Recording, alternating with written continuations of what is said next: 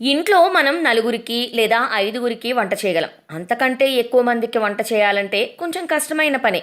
మరి 50 లక్షల మందికి వంట చేయడం అంటే మామూలు విషయం కాదు. 50 లక్షల మందా? ఎవరు ఎక్కడ అనుకుంటున్నారా? అయితే ఈ వీడియోను స్కిప్ చేయకుండా పూర్తిగా చూడండి.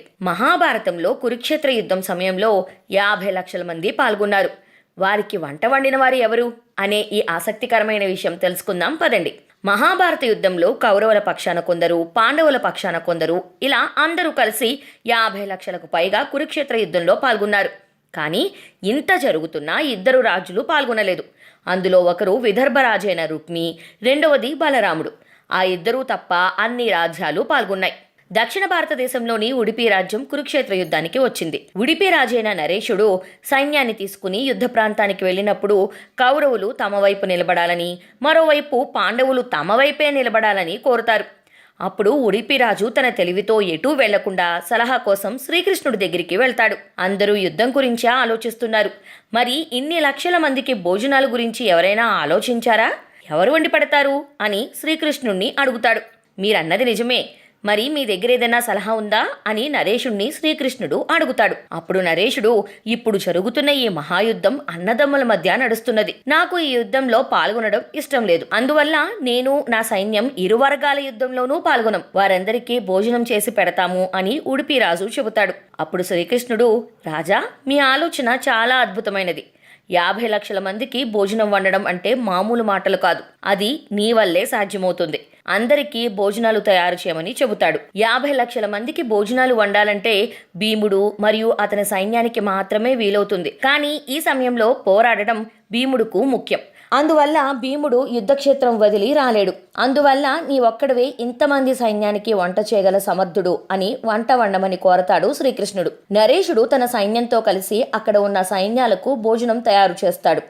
నరేష్ ఎలా వండుతాడు అంటే, సాయంత్రం వరకు తాను వండిన భోజనం ఒక్క మెతుకు కూడా మిగలకుండా వృధా కాకుండా వండేవాడు. రోజులు గడుస్తున్న కొద్దీ సైన్యం కూడా తగ్గిపోయేది.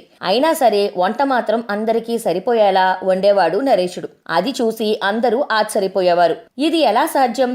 అంతమంది చనిపోతున్నా చివరికి మిగిలిన వారికి మాత్రమే సరిపోయేలా ఎలా వంట చేస్తున్నారు? అది కూడా ఒక్క మెతుకు కూడా మిగలకుండా ఎలా వండుతున్నారు అని అందరూ ఆశ్చర్యానికి గురయ్యేవారు. అసలు నరేషునికి ఎలా తెలుస్తుంది ఈరోజు ఇంతమంది మాత్రమే చనిపోతారని, మిగిలిన వారికి మాత్రమే భోజనం వండాలి అని? ఇలా 18 రోజులు గడిచిపోయాయి. పాండవులు గెలిచారు. పట్టాభిషేకం జరుగుతుంది. అప్పుడు ధర్మరాజు ఉడిపి నరేషుణ్ణి అడుగుతాడు. మమ్మల్ని అందరూ తక్కువ సైన్యం ఉన్నా గెలిచామని పొగుడుతున్నారు, కానీ నేను మాత్రం నిన్ను మెచ్చుకోకుండా ఉండలేకపోతున్నాను అని అంటాడు. ఎందుకంటే 50 లక్షల మంది సైన్యానికి వంట చేయడం అంటే మామూలు మాటలు కాదు. అది కూడా ఒక్క మెతుకు కూడా మిగలకుండా వృధా కాకుండా వండడం అంటే మాటలు కాదు. అది మహా అద్భుతం. ఎలా చేశావు అని అంటాడు. అప్పుడు నరేషుడు నవ్వుతూ, మీరు గెలిచారు కదా, దాని యొక్క గొప్పతనం ఎవరికి ఇస్తారు అని అడిగాడు. అప్పుడు యుధిష్ఠిరుడు, శ్రీకృష్ణుడికే. దీనికి మూలం మా విజయం యొక్క గొప్పతనం మొత్తం శ్రీకృష్ణుడికే చెందుతుంది అని చెబుతాడు. అప్పుడు నరేషుడు, మీరు గెలవడానికే కాదు, నేను ఇంతమందికి సరిపడా వంట వండడానికి కూడా శ్రీకృష్ణుడే కారణం. కాబట్టి ఈ గొప్పతనమంతా శ్రీకృష్ణుడికే చెందుతుంది అని చెబుతాడు. అది విని సభలో ఉన్నవారంతా ఆశ్చర్యానికి గురవుతారు. సాధ్యం, శ్రీకృష్ణుడు ఎలా కారణమని నరేషుణ్ణి అడుగుతారు. అప్పుడు నరేషుడు అసలు రహస్యాన్ని అందరి ముందు ఇలా చెప్తాడు. శ్రీకృష్ణుడు ప్రతిరోజు రాత్రి పెసరకాయలు తినేవాడు. నేను లెక్క పెట్టేవాడిని. శ్రీకృష్ణుడు తిన్న తర్వాత మళ్ళీ పెసరకాయలను లెక్క పెట్టేవాడిని. శ్రీకృష్ణుడు ఎన్ని కాయలైతే తింటాడో దానికి 1000 రెట్ల సైన్యం చనిపోయేవారు. అంటే శ్రీకృష్ణుడు 50 పెసరకాయలు తింటే దానికి 1000 రెట్లు అంటే 50,000 మంది సైనికులు మరుసటి రోజు యుద్ధంలో చనిపోయేవారు. దీనిని బట్టి నేను మిగతా వారికి భోజనం వండేవాడిని అని చెప్పాడు. ఈ కారణం వల్ల ఏ రోజు కూడా భోజనం వృధా కాకుండా వండేవాడిని అని చెప్తాడు. ఇది విని ఆ సభలోని వారందరూ శ్రీకృష్ణ లీలకు ముగ్ధులవుతారు. ఈ కథ మహాభారతంలో ఒక అరుదైన కథ. కర్ణాటకలోని ఉడిపి జిల్లాలోని శ్రీకృష్ణ మందిరంలో ఈ కథ ఇప్పటికీ వినిపిస్తూ ఉంటారు.